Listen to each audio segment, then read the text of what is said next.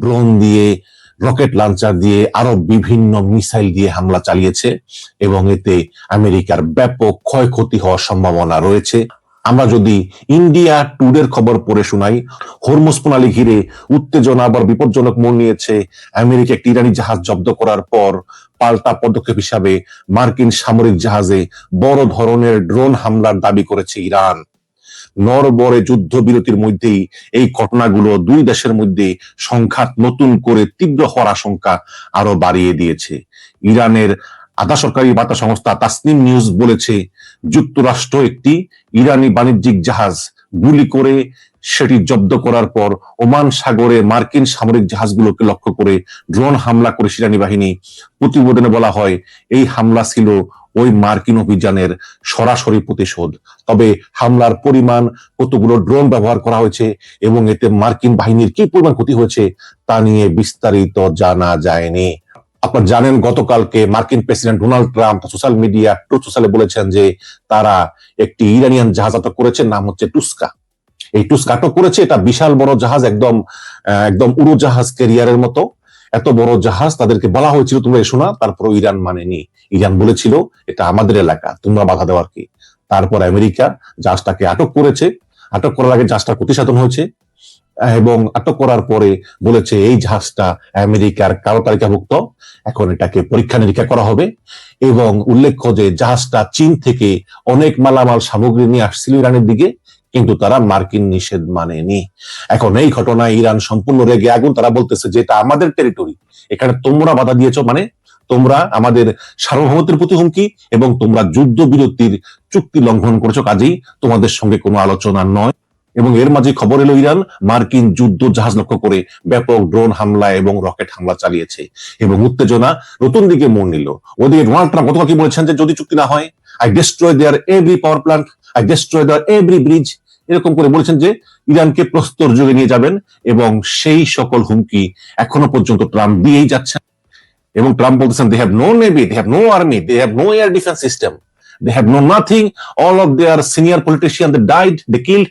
সুতরাং এখানে আসলে ইরানের কিছুই করার নেই, কিন্তু বাস্তবিক দিক দিয়ে মনে হচ্ছে যে আসলে ইরানি যুদ্ধের কন্ডিশনগুলো ঠিক করে দিচ্ছে যে আমরা এই হলে বসবো, হলে বসবো। এবং সবচেয়ে বড় কথা দুইটা বিষয়, একটা হচ্ছে যে ইরান পারমাণবিক অস্ত্র আকাঙ্ক্ষা ত্যাগ করবে না, যেটা বর্তমানে সবচেয়ে প্রভাবশালী যারা আছে, বিশেষ করে ইরানের প্রেসিডেন্ট মাসুদ পেজিশকিয়ান, তিনি বলেছেন যে পারমাণবিক অস্ত্র আমাদের সার্বভৌম অধিকার। এবং আইআরজিসির স্পোক্স পারসন, আপনারা কিন্তু আইআরজিসি দেখবেন না, ইসলামিক রেভলিউশনারি গার্ড ক্রপস, তার সামনে আসে না। তাদের মুখপাত্র ইব্রাহিম আল ফকর, তিনি নিজেও টুইটারে বলেছেন যে পারমাণবিক অস্ত্র আমাদের সার্বভৌম অধিকার এবং এটা আমরা তৈরি করবই, এই ব্যাপারে কোনো আপোষ নাই।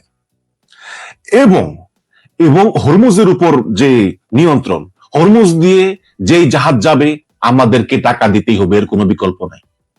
এবং এগুলো যদি যুদ্ধের মাধ্যমে আদায় করতে হয় আদায় করব, এর বাইরে বিকল্প নাই। এবং এর ভিতরে ট্রাম্প বলতেছে যে দ্বিতীয় দফা আলোচনা, প্রথমবার বলছে JD Vance, vice president JD Vance তিনি যাবেন না, যাবেন স্টিভ হুইটকপ এবং জ্যারেড কুশনার। কিন্তু পরবর্তী আবার বলছে না, জেডি ভ্যান্স যেতে পারেন। প্রথমে বলছিল যে নিরাপত্তার কারণে জেডি ভ্যান্সকে পাঠাবেন না, কিন্তু পাকিস্তানে এত নিরাপত্তার সংকট তো জানার জানা ছিল না। এবং নতুন করে আবার পাকিস্তানের যে আশাকাঙ্ক্ষা যে দুইটা দেশ নিয়ে চুক্তি করাবে, এটা নিয়ে একটা সন্দেহ দেখা দিয়েছে যে আসলে পাকিস্তান খেলছে কার পক্ষে। পাকিস্তান নিরপেক্ষ, কিন্তু আমাদের বেগম জিয়া বলেছিলেন না যে পাগল ছাড়া নিরপেক্ষ না, আসলে কি তাই? পাকিস্তান আসলে খেলছে কার পক্ষে? পাকিস্তান কি আসলে ইরানের বন্ধু? মনে করেন আপনি এখন পাকিস্তানকে বলেন যে পাকিস্তান তুমি ইরান বা আমেরিকা দুইটা দেশের একটা দেশ বেছে নাও, পাকিস্তান কাকে বেছে নিবে? ইরানকে? মুসলিম রাষ্ট্র বলে প্রশ্নই আসে না। পাকিস্তান বেছে নিবে আমেরিকাকে, কারণ তার সঙ্গে চললে তার লাভ আছে, আরো বিভিন্ন ভূরাজনৈতিক সুবিধা আছে, তাই না? তো এই যখন অবস্থা, এর ভিতরে খবর হলো যে পাকিস্তানে মার্কিন সামরিক বিমান নামতেছে। কেন সামরিক বিমান নামতেছে? আমরা জানি যে গত 1-1.5 মাস ধরে ইউরোপ এবং আমেরিকার বিভিন্ন মার্কিন ঘাঁটি থেকে প্রচুর যুদ্ধ মধ্যপ্রাচ্যে এবং ইসরায়েলে গিয়ে নেমেছে। গত 24 ঘন্টা যদি আমরা ফ্লাইট রাডার দেখি, তাহলে প্রায় 75টি flight, C-10, C-15, C-13, Apache helicopter, তারপরে প্রচুর অস্ত্রশস্ত্র, ড্রোন, টামাহাক ক্রুজ মিসাইল, স্থলবাহিনী প্রচুর আমেরিকা পাঠিয়েছে মধ্যপ্রাচ্যে। উদ্দেশ্য কি? এই যে কোটি কোটি টাকা খরচ করে সৈন্যদেরকে পাঠানো হচ্ছে একদম গত 1.5 মাস ধরে, কেন পাঠানো হচ্ছে? উদ্দেশ্য তো একটা কিছুই আছে, তাই না?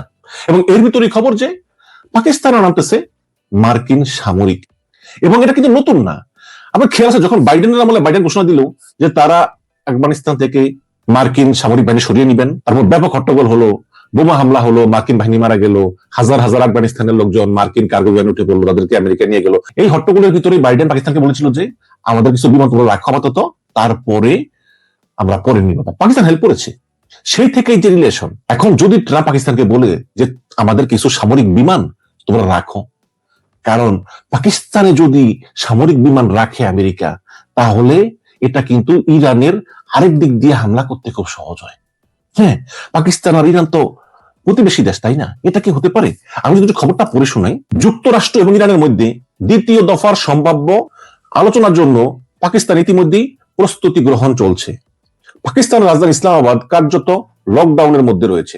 রেড জোন সহ কয়েকটি এলাকায় সড়ক বন্ধ রাখা হয়েছে। জানা গেছে গত 24 ঘন্টায় একাধিক মার্কিন C-17 গ্লোববাস্টার উড়োজাহাজ ইসলামাবাদে অবতরণ করেছে। C-17 অনেক বড় বিমান। এই C-17 গ্লোববাস্টার বিমান খুব অত্যাধুনিক। একাধিক বিমান পাকিস্তানে অবতরণ করেছে। কেন অবতরণ করেছে এবং এটার ভিতরে কারা ছিল? নিশ্চয় এটার ভিতরে জেডি ভ্যান্স ছিল না, স্টিভ উডকপ ছিল না, জেড কুশনার ছিল না, মানে আলোচকরা ছিল না। কিন্তু এগুলোর নামার উদ্দেশ্য কি? উদ্দেশ্য কি হচ্ছে যে যে এই যে আলোচনাটা হবে, এটা জেডি ভ্যান্সদেরকে নিরাপত্তা দেওয়া। যদি তাই হয়, তাহলে প্রথম আলোচনার সময় তো এরা ছিল না। এখন দ্বিতীয় আলোচনার সময় কেন এই একাধিক C-17 গ্লোববাস্টার উড়োজাহাজ তারা ইসলামাবাদে নামলো? উদ্দেশ্য কি? পাকিস্তান সম্পূর্ণ নীরব। আন্দোলু এজেন্সিকে পাকিস্তানের একাধিক সোর্স বলেছে যে ইরানের সঙ্গে সম্ভাব্য দ্বিতীয় দফার গুরুত্বপূর্ণ বৈঠকের আগে এই বিমানে করে বিভিন্ন প্রতিনিধিরা পাকিস্তানে পৌঁছান এবং বিমানগুলি ইসলামাবাদে অবতরণের পর প্রতিনিধিরা 5 তারকা হোটেলে যান বলে অন্তত 3টি সূত্র নিশ্চিত করেছে। এবং একটি ফ্লাইট ট্র্যাকিং ওয়েবসাইটে তথ্যের বরাতে জিও নিউজ বলেছে যে এটি আমেরিকার ভাইস প্রেসিডেন্টের সম্ভাব্য সফরের প্রস্তুতির অংশ। মানে জেডি ভ্যান্স যে আসবেন পাকিস্তানে, এইটার অগ্রবর্তী দল হিসাবে এই বিমানগুলো আসছে। কিন্তু এর আগের বার তো আসে নাই, এবার কেন আসলো, তাই না? এখানে বড় আকারের মার্কিন বিমান বাহিনীর C-17 গ্লোববাস্টার 111 বিমানগুলো সরঞ্জাম বহন করে পাকিস্তানের নূর খান সামরিক বিমান ঘাঁটিতে অবতরণ করেছে। ফ্লাইট ডাটা অনুযায়ী 19 এপ্রিল 3টি বিমান ভিন্ন ভিন্ন সময়ে পৌঁছায়। একটি 8:30টায়, একটি 11টায়, আর একটি 2:40-এ, এবং আরো কয়েকটি বিমান পথে রয়েছে বলে জানিয়েছে। তো ঘটনা আসলে কি ঘটতেছে, খেলা কোন লেভেলে চলতেছে আমরা কিছুই জানি না, কিন্তু শুধু এটুকু বুঝতে পারি যে ইরান নমনীয় হবে না। এখন ট্রাম্পের কাছে একটাই উপায়, সেটা হচ্ছে ইরানের সব শর্ত মেনে নিয়ে চুক্তি করা, যেটা আসলে ট্রাম্পের মতো মানুষের পক্ষে অসম্মানের। এতে ট্রাম্প পরাজিত হয়েছে এটা সহজে বোঝা যাবে, এবং ট্রাম্প এটা মানতে রাজি না। সুতরাং একটা যুদ্ধ অবশ্যই হবে, এবং এই যে দ্বিতীয় দফা আলোচনা, এটাও ব্যর্থ হবে বলে মোটামুটি আমি নিশ্চিত। যদি না ট্রাম্প প্রচুর পরিমাণে ছাড় দেয়, ছাড় না দিলে এটাও ব্যর্থ হবে। কিন্তু এরপরে যুদ্ধবিরতি আবার বাড়বে কিনা এটা নির্ভর করে আসলে তাদের যুদ্ধের প্রস্তুতি কিরকম। যদি আমেরিকা মনে করে তারা পুরোপুরি প্রস্তুত ইরানকে ধ্বংস করার জন্য, তাহলে আর যুদ্ধবিরতি বাড়বে না, আর না হলে হয়তো আরো 2 সপ্তাহ ট্রাম্প বাড়াবে।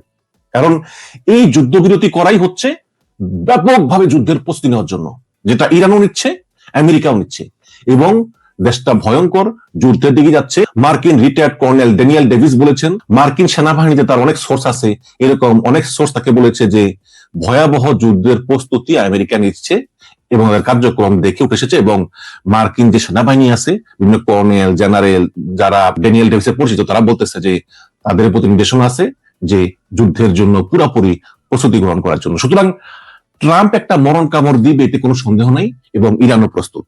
এবং বাংলাদেশ আসলে পড়েছে আরেক বিপদে। গত পরশুদিন মিডল ইস্ট আই নামে একটি ইংলিশ পত্রিকায় কলাম প্রকাশিত হয়েছে। সেখানে লেখা হয়েছে যে এই যে হরমুজে বাংলাদেশি জাহাজ জয়যাত্রা আটকে আছে, এটা আসলে বাংলাদেশের দেউলিয়া পররাষ্ট্রনীতির বহিঃপ্রকাশ। যেমন দেখেন, আরে ভাই তোমরা বাংলাদেশ চুপ থাকতা, তাই না? দরকার ছিল না। বা কথা বললেও বলতা এরকম যে আমরা যুদ্ধ চাই না, শান্তি চাই, আমরা ইরান আমেরিকা উভয় পক্ষই আন্তর্জাতিক আইন মেনে চলার আহ্বান জানাই, বা শেষ।